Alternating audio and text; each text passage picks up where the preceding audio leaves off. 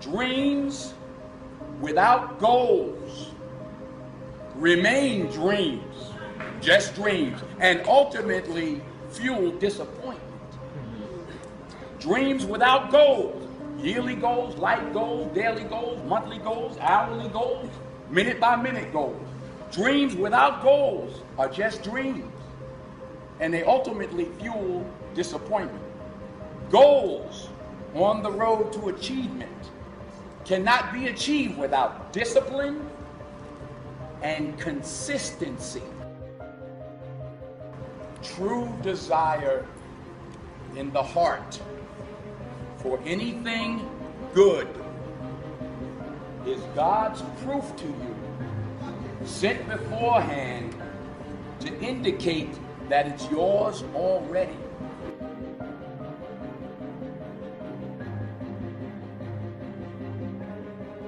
Do you know how powerful you are? Today is not my day. Today is your day. Today is about the power of you. Do you know how powerful you are? And one day, you'll be sitting in the dark, and you're going to be asking yourself, what am I going to do now? You're going to ask yourself again and slow it down. What am I going to do now? But in that moment, I want you to remember the power of you. You see, when you're in that darkness, you want to sit there and wait for the light to come. When you're in that darkness, it feels uncomfortable, but you can't wait and sit in that darkness. The only way out is to step forward, to face your fears, to become your own light. You can make the commitment to your life that you don't like the results that you have and that you're going to do something about it. See, that power is available to all of us. People who look at life and decide, I want something different for myself. You can only have two things in life, reasons or results. The only thing that counts are results. And results don't lie, ladies and gentlemen. When you keep your commitments, you're able to produce some different kinds of results in your life. See, most people, you ask them, hey, look here, I'd like for you to do this. And they'll say, I'll try. I'll try means that is my escape clause. When I don't come through, it's really a polite no. I don't have the courage to tell you no, so I'll tell you I'll try. They don't want to commit themselves because commitment means, among many things, no excuse is acceptable. That's what it means, no excuse. That if you decided that you're going to do this, if it becomes hard, then do it hard. See, whatever you're doing, however you spend your time, that tells you who you are. So think about what it is you like to create in your life experience. Once I look at how you commit your time, once I do an evaluation on how you spend your time, I can tell you exactly what you're committed to. The only way forward is to decide that you want that dream so bad that you are going to work harder, you're going to get up earlier, you're going to stay later, you're going to push past the people who doubted you and laughed at you and hated on you. I want you to be fearless. I want you to be decisive. I want you to make a decision right now that when you fail and you fall to your knees, I want you to remember the power of you, and I want you to get back up on your feet. Make a decision today that when you're in the darkness, you'll remember the power of you. You are your own light. You will change the world. Don't you sometimes wonder why so many immigrants who come to America can build a new life and a fortune while many of the people who were born here are barely surviving? They have a dream, a defined goal, ambition. Aside from the pioneers that crossed the prairies and the mountains to reach their vision of hope and future promises, there are other amazing examples of how ambition has shaped America. Take Ben Franklin, for instance. When most people think of Ben Franklin, they remember the kite and the lightning bolt and the discovery of electricity. What a lot of people may not know is that Ben Franklin was one of the first writers to address self-making. When Franklin started Poor Richard's Almanac in 1732, he used the blank spaces between the crop data and the weather information to insert clever bits of moral and practical advice. I'm sure you've heard the saying, fish and company start to stink in 3 days. Well, that was one of hundreds of Ben Franklin's comments on life. Another was, diligence is the mother of good luck. You know, it's amazing how hard-working, smart-working people have all the luck. We sometimes hear of a brand new musical group, an overnight success.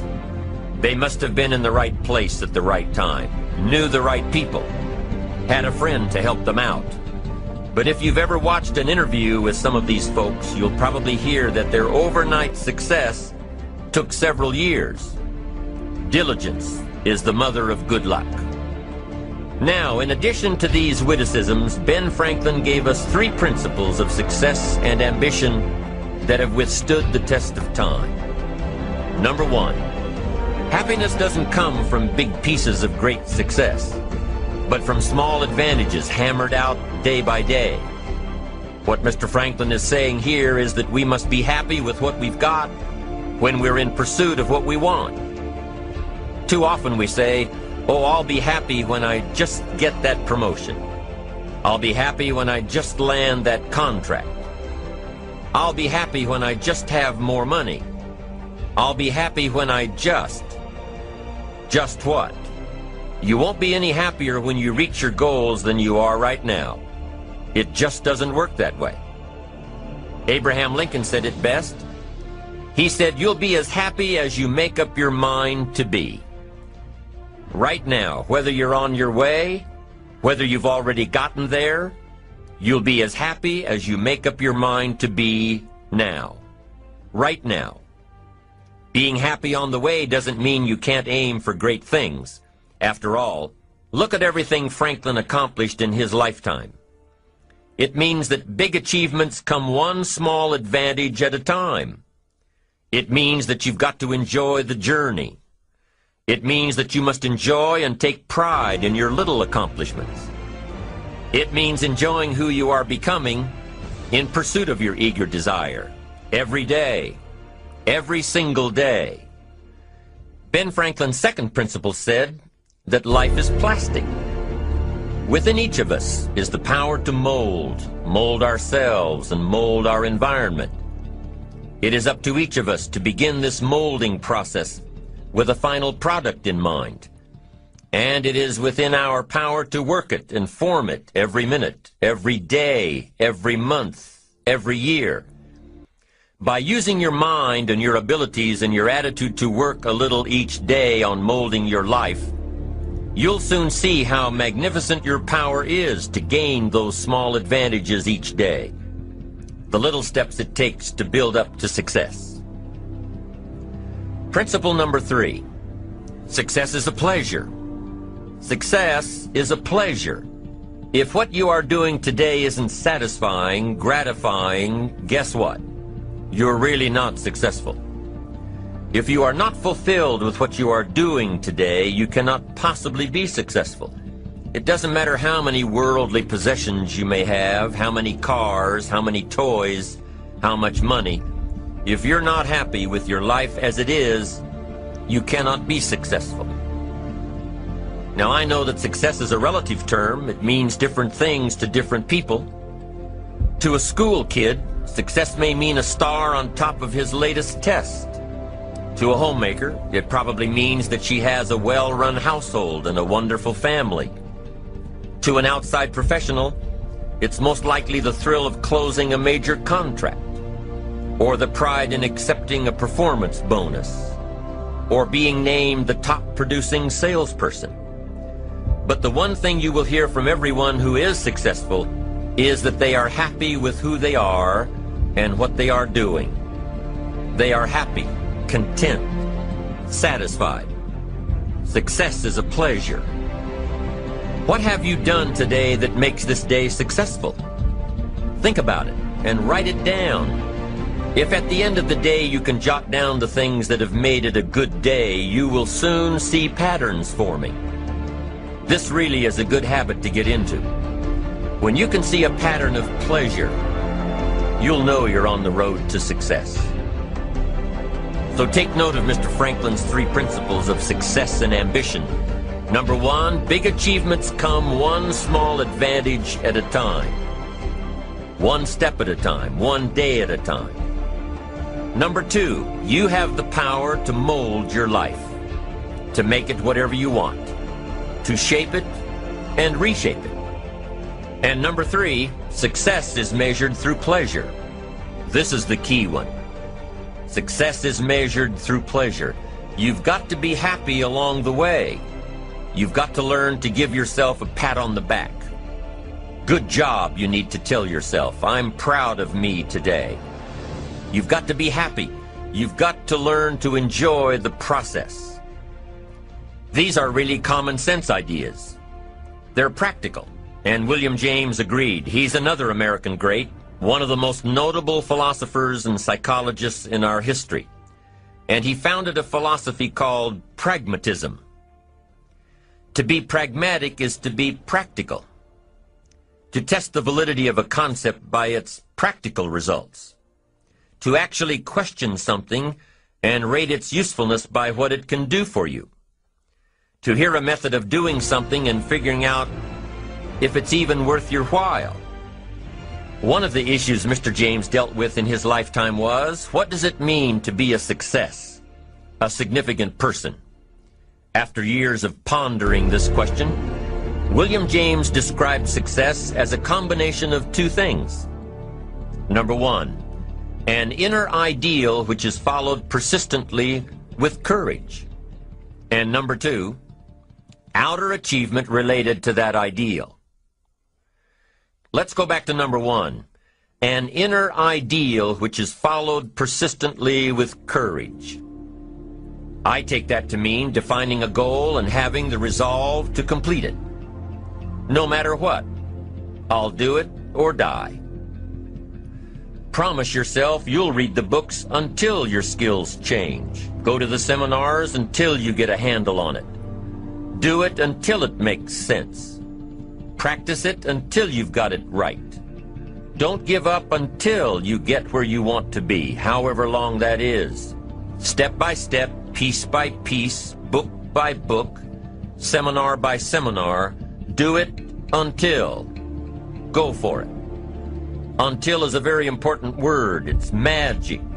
It means that you'll never give up. Don't miss the chance to grow, to pay the price. Until you learn, change, grow. You'll discover some of life's great treasures when you pay that price. William James' second part to success dealt with the outer achievement related to that ideal. You need both aspects to really be a success. But what Dr. James realized about his philosophy of success was that the first part is indeed more important than the second. Going for it. As long as you're working toward your inner goal, your dream, then success is possible. But once you give up your inner vision, then you can never become successful. You never will become successful. Until doesn't even matter. Now, maybe the person who's been working on a project for 10 years can be successful in his own right, if he's honestly working toward it, doing everything to make himself worthy of reaching the dream, really happy with where he is. According to the Christian story, the first couple, Adam and Eve, were instructed to be fruitful. Fruitful, produce some results. Fruitful is kind of an interesting word. It sort of denotes abundance. Here's what I think fruitful and abundance and productivity. And I think here's what it means. To go to work on producing more than you need for yourself. Go to work producing more than you need for yourself. And I think we fulfill that command so long ago given, to be fruitful, to be productive, to produce far more than you need for yourself so that you can bless others, bless your community, bless your nation, bless your enterprise. Produce more ideas than you need for yourself that you can share and give them all away. Produce more in terms of substance and money and treasure and all things valuable to human beings, far more than you need for yourself.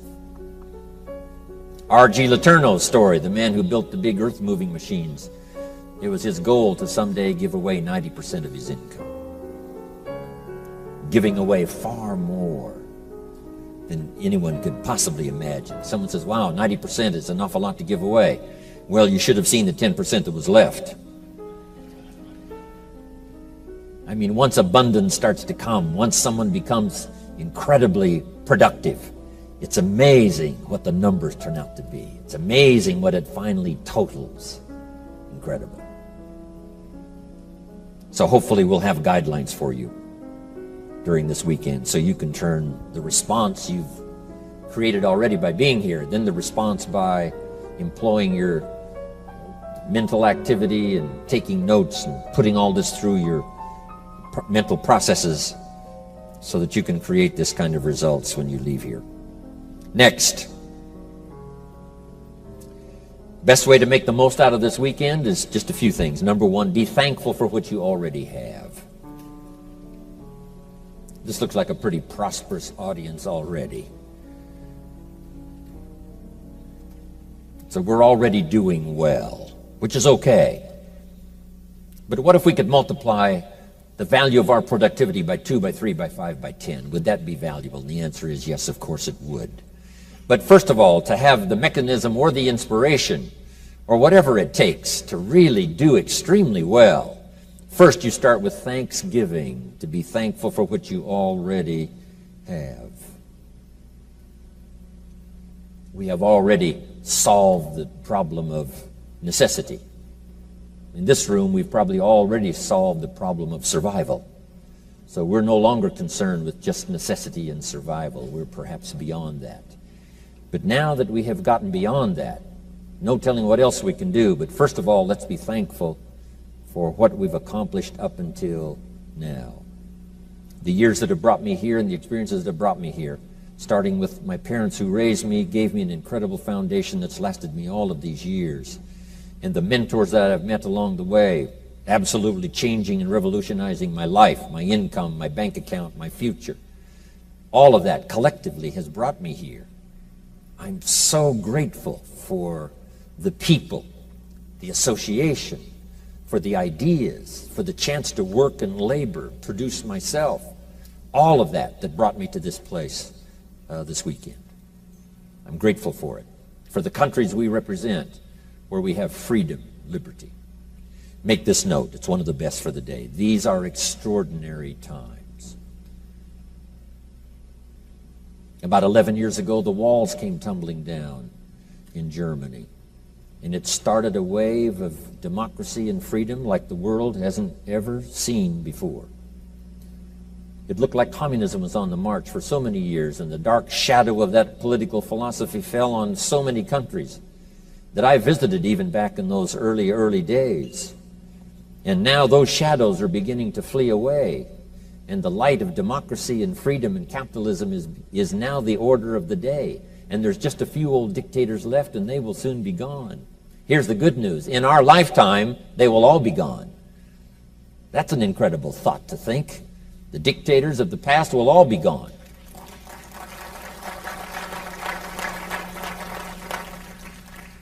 Years and years ago, when I went to South America, almost every country had a dictator. Now they're all gone. I mean, in that whole hemisphere, there's only one left, and that's Castro, and he will soon be gone. And the Gaddafis will soon be gone, and the Saddam Husseins will soon be gone, and they will all be gone. Because now, once this wave of capitalism and freedom and free enterprise and spirituality now sweeping the whole world, once it started all those years ago, I'm telling you, it is such an incredible sight to see. I now have the opportunity to lecture in East Germany and to lecture in Czechoslovakia and Poland. The last time I was in Poland, we had a bomb scare. It was incredible, middle of the winter. And they said, you know, there's a bomb in the place, so we all vacated and went out in the winter and stayed for about, 20, 25 minutes while they brought in the sniffing dogs to clear the place. And no one left. Everyone came back in, middle of the winter in Poland. So that means everything is changing. Jim Rohn teaching capitalism in Moscow and in Siberia, Novosibirsk. I'm one of the few that's been sent to Siberia that came back. And now I'm going again, hoping I get back again. Incredible. These are extraordinary times, politically, socially, and every other way.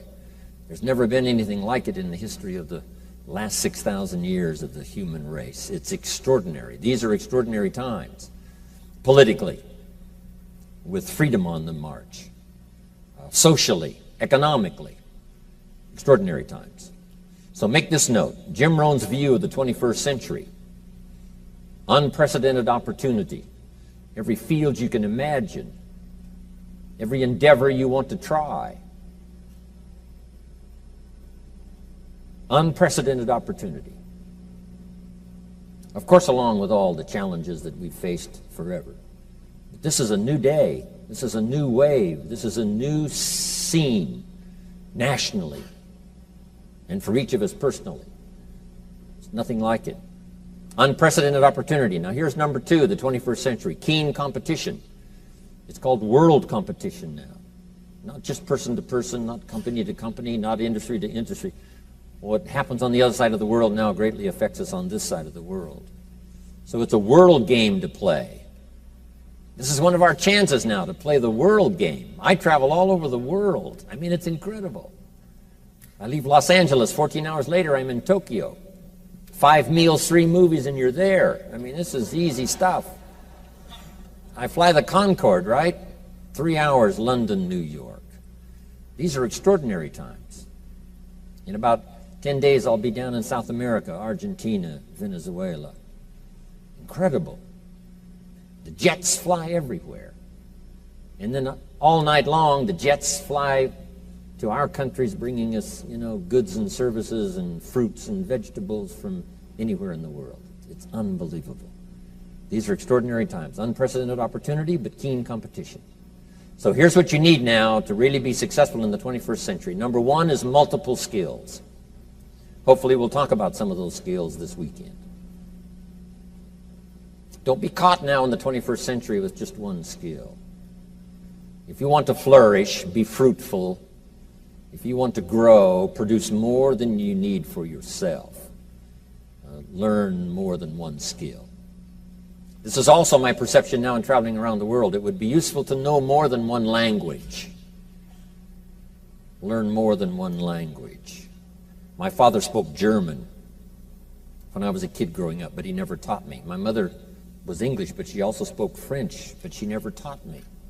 I could have learned 3 languages at the same time. These extra languages are so useful.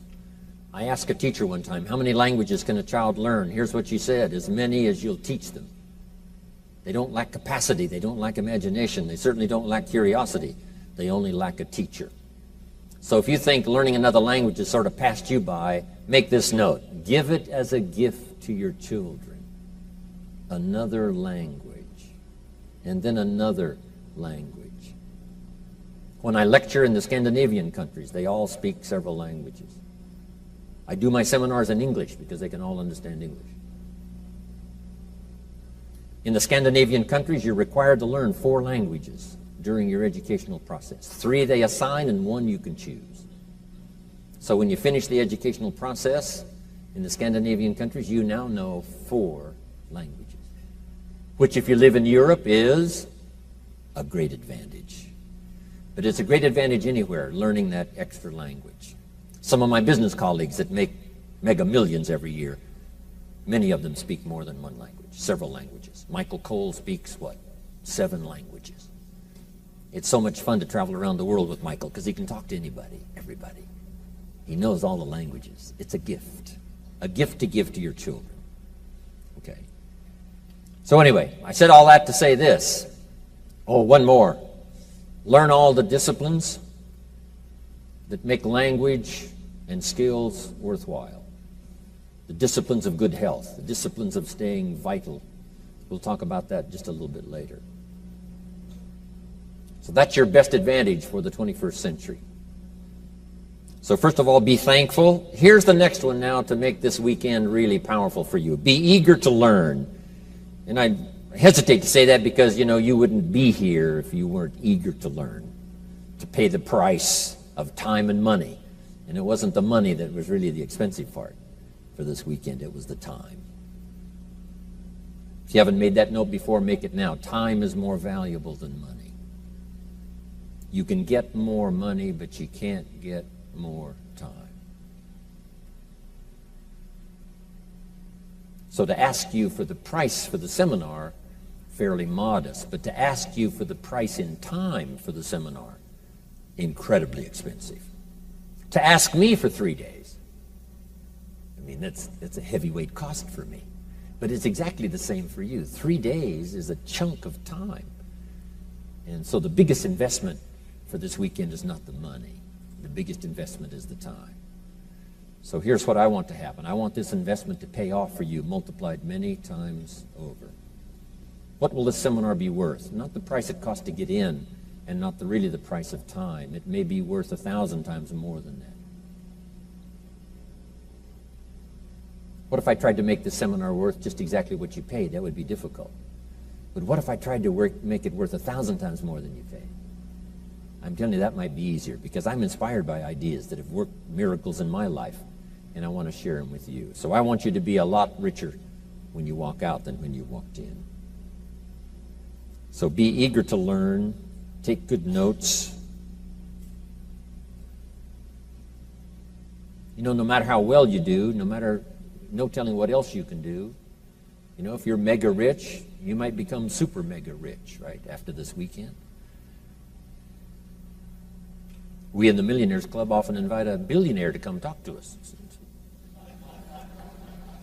He says, well, you guys are doing okay, but, come on, get your act together. So no matter how rich you are, here's what's possible. You can multiply it by 2, by 3, by 5, by 10 with the right idea, the right inspiration, the right collective association here this weekend. It's going to give you a good chance. Now here's the next one. Argue later with all my stuff. I wish we had time to open it up so we could debate all this stuff right on the spot. Debate later with all of my ideas and the things I'm going to share with you. But make this note now, debate is important. That's why we have at least 2 parties in Congress, to debate good ideas. The communism said, no, one party is sufficient. But see, lacking debate, it's easy to become tyrannical. Power tends to corrupt. Absolute power tends to corrupt absolutely. So without debate, something can gather far too much power. So it's important. And a lot of the issues I'm going to raise this weekend, a lot of the stuff I'm going to share with you is up for debate. Here's why it's up for debate. I can only share with you my point of view. And there's got to be more than one point of view.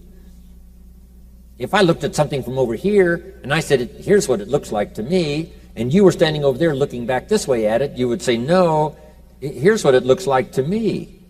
Now, if I had invited you from back over there to come up here and look at it from where I am, you might say, gosh, you're right, Mr. Owen, I never looked at it before from this vantage point. So that's what I want to do, and the speakers we've got this weekend are going to gather all of us up and share ideas from our point of view. But here's what you must remember. There's more than one point of view. So here's what's important: to be a student, not a follower. To be a student, not a follower.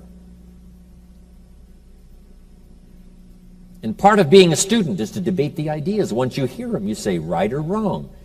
Could it work for me, not work for me? Is that a little too heavy, or isn't it sufficient enough? Now, sometimes it's useful to debate with each other.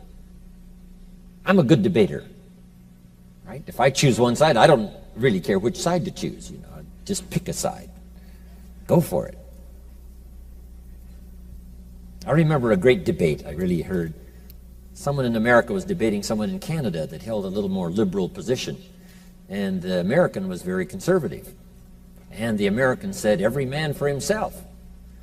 Individual. individualism, rugged individualism.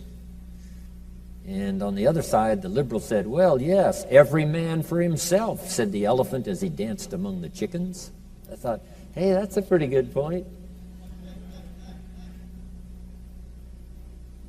So, whether it's liberal or conservative, we need both.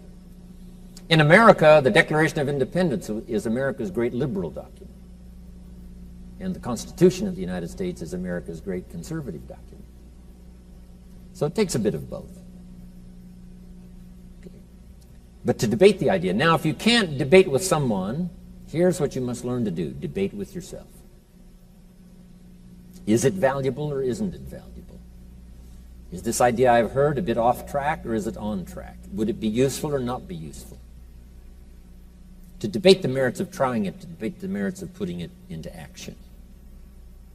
So debate is a way to refine a good idea. Someone in Congress says, I have an idea for the country. And the rest of them say, wonderful, put it on the table. So someone asks 3 questions, and this guy says, wow, I never thought of those questions. I withdraw my great idea. Well, it's a good thing we didn't try it on the country.